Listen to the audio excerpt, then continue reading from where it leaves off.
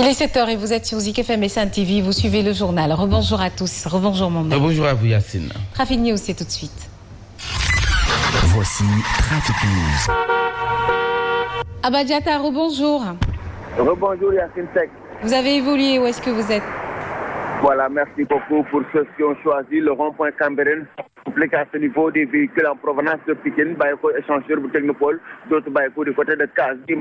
Ces environs, nous transité par là, Tarnaba, Harlen, des ralentissements. Ce qu'on a fait aussi du côté de l'échangeur du Technopole, pour faire les Grecs, pour nous Bayeko du côté de Pikine et Kedjawai, ça circule au ralenti, le échangeur Boblé. Ce qu'on a fait aussi sur un dépassé rond-point Cambérène, mais nous progresser tranquille, ou de l'Ipadois sur la nationale. Mais c'est fort, vous avez le choix, soit nous progresser, ou de l'Imariamagnas, voilà, beaucoup d'autres veulent progresser du côté de la VDN, maintenant il y a ici l'échangeur passerelle bu Technopole, échangeur Médine, ou de l'Ifoflé, la file de voitures qui ont Foflé, donc les circuler. Aïe, Yacine, c'est quand même une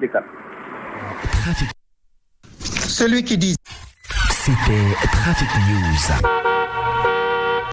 Merci beaucoup Abba Diatta. À tout à l'heure. Nous démarrons en plus bref avec ces retrouvailles entre le Sénégal et l'Égypte. L'affiche de la finale de cette CAN 2021 promet une 8e pour les Pharaons ou une première pour les Lions. L'Égypte, qui a enchaîné les prolongations, fera face à un Sénégal qui a un jour de plus de récupération. Nous allons y revenir tout à l'heure avec Pape-Man Tambopin. Et parlons de cette délégation du gouvernement qui a rencontré le G7 sur la crise scolaire. Aucune mesure majeure à propos de la principale revendication des syndicats, à savoir la correction du système de rémunération des agents de la fonction publique. Une commission technique, cependant, a été mise en place et une autre rencontre prévue dans 15 jours. Les détails avec Fatoumata Diop. Après de larges discussions entre le gouvernement et les syndicats d'enseignants sur la situation de l'éducation nationale, des solutions ont été trouvées. Les deux parties ont convenu la mise en place d'une commission technique devant boucler à ces travaux dans un délai maximum de 15 jours. Le rôle de cette commission est de faire en sorte que les deux parties aient l'opportunité de confronter leurs propositions et contre-propositions pour parvenir à un consensus dynamique qui va sauver notamment l'année scolaire en cours. Pour rappel, conformément aux conclusions de la plénière du 7 janvier 2022, le gouvernement et les syndicats du G7 se sont réunis pour aborder la problématique du système de rémunération et celle du corps des administrateurs scolaires. La partie du gouvernement était représentée respectivement par le ministre chargé des Finances, de l'Éducation nationale, du Travail et de la formation professionnelle et des représentants des ministères de la fonction publique et des sports. Cette rencontre intervient dans un contexte de perturbation dans le système éducatif, a également accueilli des facilitateurs de la société civile et du Haut Conseil du dialogue social. À présent, la réaction du SAEMS qui a pris part à cette rencontre et qui parle d'échec. La montagne a accouché d'une souris selon le chargé des revendications du syndicat autonome des enseignants du moyen secondaire. Elhaji Malikoum, donc joint au téléphone, estime que le gouvernement est resté sur le dilatoire et conséquence, il annonce la poursuite de la grève avec un 8e plan d'action qui sera déroulé. À cela s'ajoute une marche nationale le 8 février prochain à Ziguinchor. Suivons donc sa réaction. Ils n'étaient pas venus avec des propositions et c'est sur ce que la partie syndicale leur avait demandé de respecter les procédures de la rencontre et ils ont demandé qu'on puisse leur accorder un délai de 15 jours afin de pouvoir concocter quelque chose qu'ils vont proposer à la partie syndicale. Constatant donc vraiment ce manquement qui ne relève que du dilatoire, la partie syndicale a décidé de se retirer notamment et nous avons décidé de poursuivre nos plans d'action et ultérieurement nous lancerons le 8e plan d'action et nous envisageons également dans le cadre de ce 8e plan d'action, d'aller vers l'organisation de la marche de Ziguinchor qui aura lieu le 17 février 2022. Ils n'étaient pas venus.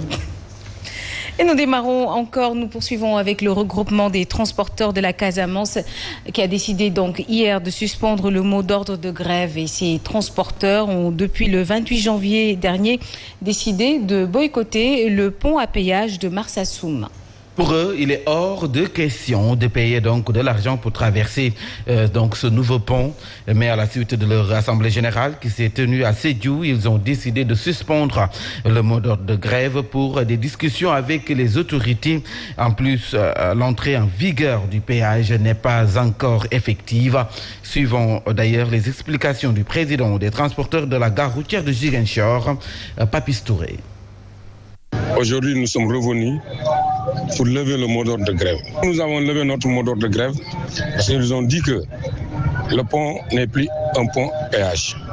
Pour le moment, ils vont s'asseoir pour discuter entre eux, pour nous rencontrer. Nous aussi, nous avons levé notre mot d'ordre de grève.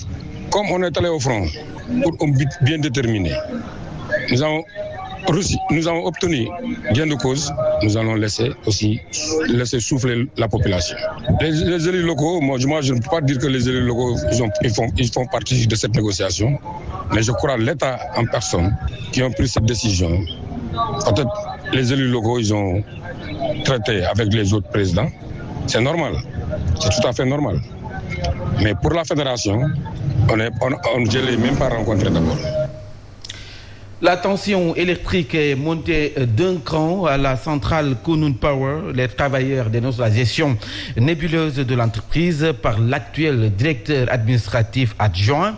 Ils lui reprochent d'ailleurs des faits de surfacturation et des marchés de gré à gré établis avec des fournisseurs. Selon ces travailleurs, le directeur a atteint l'âge de retraite et ne peut plus résider aux destinées de cette centrale après que des investissements conséquents ont été consentis pour la remettre à neuve.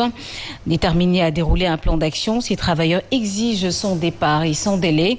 Ils ont tenu une mobilisation avec les responsables nationaux de Sutelec, syndicat unique des travailleurs de l'électricité. Un reportage que nous propose Charameti Yansek et Mansour Ndiaye.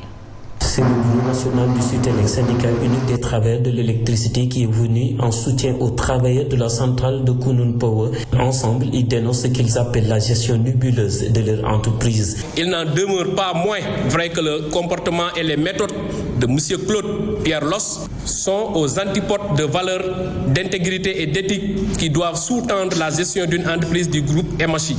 Des surfacturations convenues avec des prestataires et fournisseurs de services comme certaines sociétés, des marchés de gré à gré, des commissions dans une totale nébuleuse. Ces travailleurs soucieux de leur avenir sont déterminés à préserver le outil de travail. Ils exigent le départ de leur directeur. M. Claude Pierre Loss ne sait pas que tous les managers et supérieurs de MHI, en raison de leur position, doivent montrer le bon exemple au personnel en respectant les principes définis dans le code de conduite de MHI. Par conséquent, les travailleurs ici présents exigent le départ immédiat de M. Claude. Plus d'une centaine d'emplois sont menacés suite à cette crise. Ces travailleurs de la centrale de Kunun Power se disent prêts à dérouler un plan d'action dans les jours qui viennent. Et la réunification de l'opposition pour faire imposer une cohabitation au régime, une idée agitée par la coalition Wallou-Sénégal, une perspective à explorer selon Mamadou Hadidem et l'enseignant-chercheur en sciences politiques à l'université Cheikh Anta Diop de Dakar émet cependant des réserves. La capacité de l'opposition à faire bloc, suivons donc ses explications. La configuration n'est pas la même. Dans le cadre des élections législatives, les choses peuvent être beaucoup plus complexes parce que les enjeux ne sont pas les mêmes. Ce sont des enjeux nationaux de représentation, donc plus de visibilité. Il faudra que l'opposition fasse très attention pour que ce souhait d'aller ensemble aux élections législatives ne se traduise pas en rupture et en surprise de dernière minute. Je ne pense pas que cela puisse prospérer parce que Wallu Askan Wi, c'est en réalité le PDS. Et on sait que depuis la perte du pouvoir du Parti démocratique sénégalais en 2012, le parti est en déliquescence. Il y a ce manque de leadership à la tête du parti, donc qui fait qu'aujourd'hui le parti se cherche. Je ne pense pas que Yewwi Askan Wi, avec tous les résultats positifs qu'ils ont eus lors des élections locales, puisse se ranger derrière. Et nous restons avec l'enseignant-chercheur en sciences politiques qui s'est également prononcé sur le cas de la coalition Gëm Sa Bopp qui voit grand après les bons résultats obtenus lors des dernières locales, plus de 600 conseillers. Cependant, Mamadou Hadidem estime qu'elle doit chercher une alliance avec une autre coalition pour maximiser ses chances, suivant également son analyse. La coalition Gëm Sa Bopp a fait quelques résultats dans certaines circonscriptions, mais il faut pas aussi se voiler la face. C'est une coalition qui manque encore de visibilité au niveau national. Donc je pense que ce serait de tout intérêt pour la coalition Gëm Sa Bopp d'aller avec une autre force pour maximiser ses chances. représentants au niveau de l'Assemblée. Nous poursuivons en plus bref avec la cité religieuse de Médina Yacine dans le département de Bignona et dépourvue de tout. Cette localité qui accueille donc chaque année plusieurs centaines de pèlerins à l'occasion de la Ziara ne dispose même du liquide précieux, encore moins de l'électricité. La seule route qui y mène est laborieuse. La famille religieuse interpelle le chef d'État devant cette situation. Abdoulaye Diallo, porte-parole du Khalif, que vous aurez tout à l'heure. Alors, 250 000 francs CFA par stand de 9 mètres carrés avec entrée gratuite est offert aux exposants qui participeront à la 4e édition du Ramadan Expo Dakar, prévue du mars 24, le 26 mars plutôt, au 24 avril, au Centre international de commerce extérieur du Sénégal, CICES. Suite au bilan positif de la FIDAK passé avec la foire commerciale du Ramadan, l'accent sera mis sur le secteur informel et les produits halal.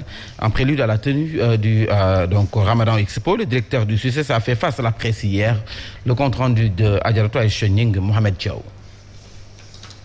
Pour donner plus de valeur aux activités du CICES, le Ramadan Expo Dakar sera organisé. Pour l'accessibilité et la diversification des produits sollicités par le grand public, d'organiser Ramadan Expo Dakar.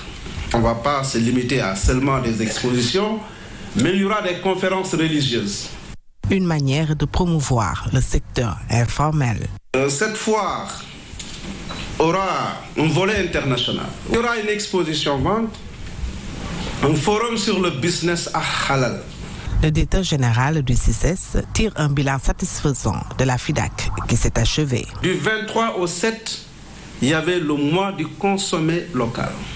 C'est une autre activité jumelée avec la foire de fin d'année. La foire 29e était un succès. Nous l'avons réussi. Le Ramadan Expo Dakar, c'est le rendez-vous international du Ramadan qui aura lieu du 29 mars au 24 avril prochain au CICES. Il est 7h13, nous poursuivons avec l'actualité sportive.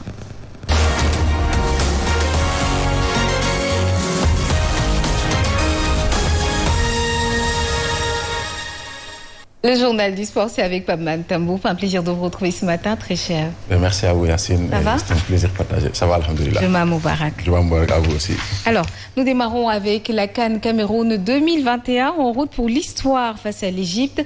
Sadio Mané et Mohamed Salah se retrouvent encore une fois. Oui, encore une fois, autant pour moi, retrouvailles entre Sadio Mané et Mohamed Salah, les deux attaquants de Liverpool. L'affiche donc dans la finale de cette CAN 2021 promet 10e finale de l'histoire pour les pharaons d'Égypte, sextuple vainqueur de cette Coupe d'Afrique des Nations. L'Égypte qui a enchaîné des prolongations